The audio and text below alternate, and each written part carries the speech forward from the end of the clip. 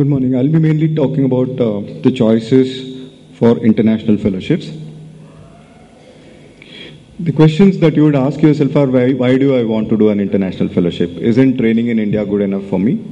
If you want to really do it, when do I want to do it? What specialty would I choose? Would it be a research fellowship or a clinical fellowship?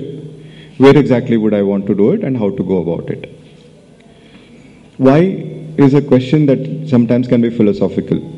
Well, I mean, the objectives are that it can broaden your horizon. Otherwise, if you have done all your training in one institute, then you're like a frog in the well. You don't know the perimeter of the world beyond the well that you're sitting in. It really broadens your horizons and exposes you to a different perspective. May not always be a better perspective, but a different perspective for sure. So what may happen ultimately is that you will become confident that you already know so much when you go back, go out and come back, and you will be reassured that what you're doing already is good enough. That is one positive aspect. But if you see something better, you can always adapt to it. It stimulates you to think different and do different, and also helps find a focal area. Like if you want to go into a high-tech area such as artificial retina for that matter, you will get that focus area or training around that area if you do an international fellowship. I firmly believe that diffuseness is a disease. If you really want to do something good, then you have to be more focused, and this will give you opportunities to be more focused. It will also help you understand different work cultures beyond what you are exposed to, provides cutting edge knowledge, specifically if you go to one of the better centers, opens many doors. Your value addition will be much higher. When you come back, you'll get a much better job in a much better organization, and you might even get a much better salary. More important than anything else, it helps find mentors for life. The people or mentors that you do your international fellowship with are generally the mentors. You can ask Suresh how he is guided by his mentors all through his life, and they will remain mentors all through your life. You'll see the world, and this is a sweet side effect, of course. When you come back, you stand out from the rest of the crowd, who are equally qualified, who may be doing equal amount of work, but you definitely stand out from the rest of the crowd. When would you want to do it? Immediately after residency is not such a good idea, because you're not exposed to so much of clinical material in residency. Despite you being in one of the top residency programs, you may not be exposed to everything in residency. You may not be surgically very confident about subspecialties. So I would say after a clinical fellowship in India is a very good idea, because then you're focused. If you've already done oculoplasty in India, you know exactly that you want to focus on oculoplasty, maybe on aesthetic, maybe on orbital surgeries, or maybe on an offbeat topic like a maxillofacial surgery overlaying with orbital surgery. That kind of slots you can always find if you've already done a clinical fellowship. If you are in a part of an institute already, then after working for a few years, you might find an area of focus. Okay, I'm with an institute with which I'm going to stay for long, but in my institute, this particular area is not done. Say ROP is not done in my institute, or complicated pediatric retinal surgeries are not done, and I want to get trained in that area, so you go. That is possibly a second side. And some people go for a mid-career makeover. They have been general ophthalmologists for a long time. They don't want to do an Indian fellowship or find themselves too overqualified to do an Indian fellowship. They just go for a change and then come back and start practicing what they've learned. But any time may be the right time, depending on your own circumstances and your mindset. And what types of fellowships are available? The most common ones are the observerships, followed by short-term fellowships. Long-term could be basic research and clinical research, and even long-term clinical fellowship. Everything is available. Observership would mean 1 week to 4 weeks of observership. Without any hands-on, you'll be able to see patients, but you'll not be able to touch them in many institutes. It provides an overview, and it is often considered a dipstick test. If you're going to an international meeting, just tag on with a very good institute for a week and see how they work there, and maybe you can talk to them about a possible 6-month slot or a possible long-term fellowship. Or you'll also understand that, okay, this is not for me. I might want to look at other options. It's very easy to get. Sometimes you need advance application. Some institutes ask for nominal payment. You can go on a tourist visa, and you can do it anytime. Whenever you go for a holiday, you can couple it with a visit to a good institute. Or you can even go to see something new that is happening in a particular place. Short-term fellowships are generally for 3 to 6 months. Mainly observation in the OPD and OR. You are allowed to work up patients. Sometimes you are allowed to scrub and assist, but you're not allowed to operate. It's relatively easy to get.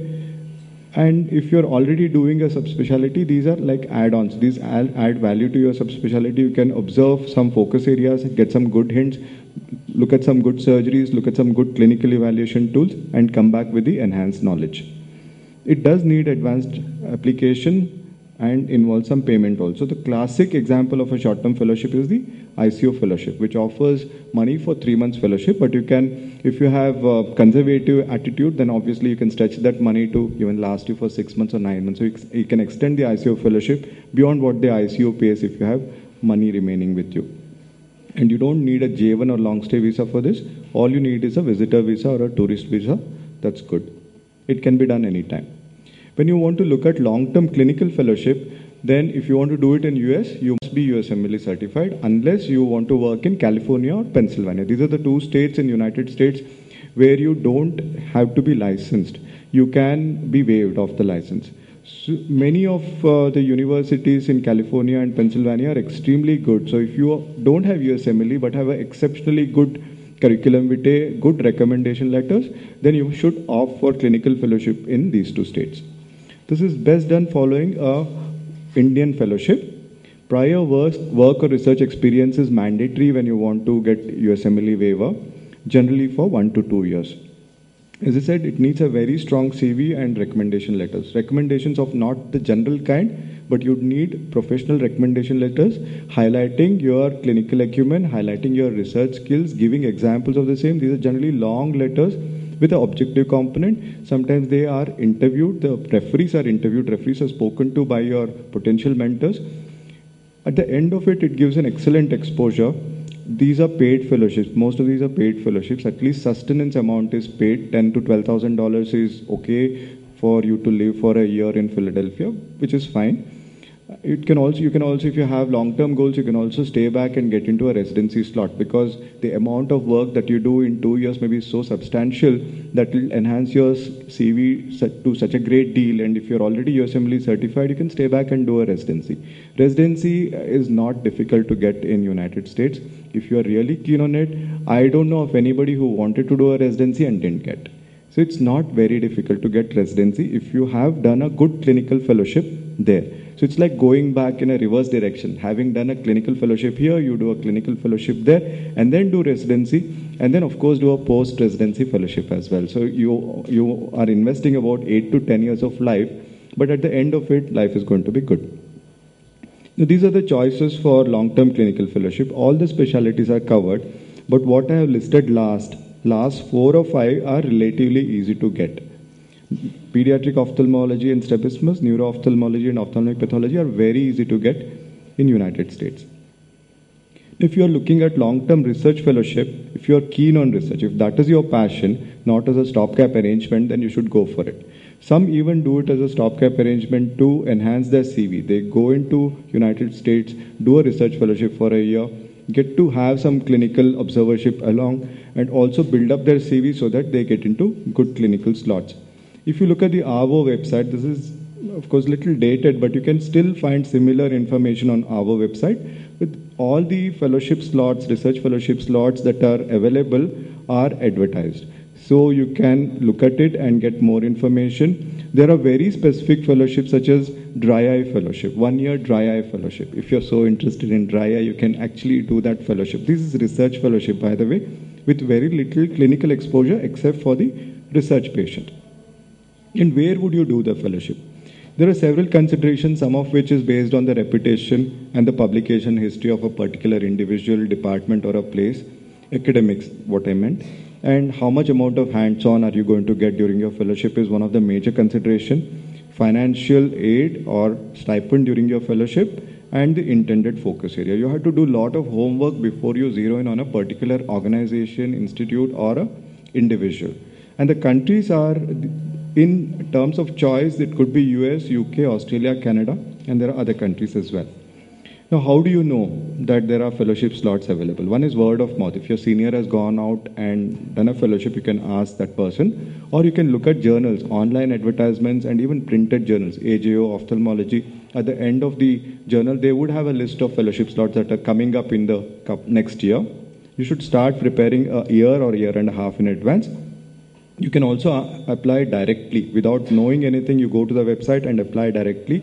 Or if somebody comes to a conference like this AIS conference, and if you think that that's a potential mentor, go meet up. Don't have hesitation in meeting up for a few minutes. Introduce yourself, give your CV, or follow it up with a email and send your CV. That is one way of contacting. Or through your mentor. If you already have a mentor such as Vaishali, for example, and she would, if you're interested in doing something in UVA, she would be happy to recommend you to the place that she was trained in.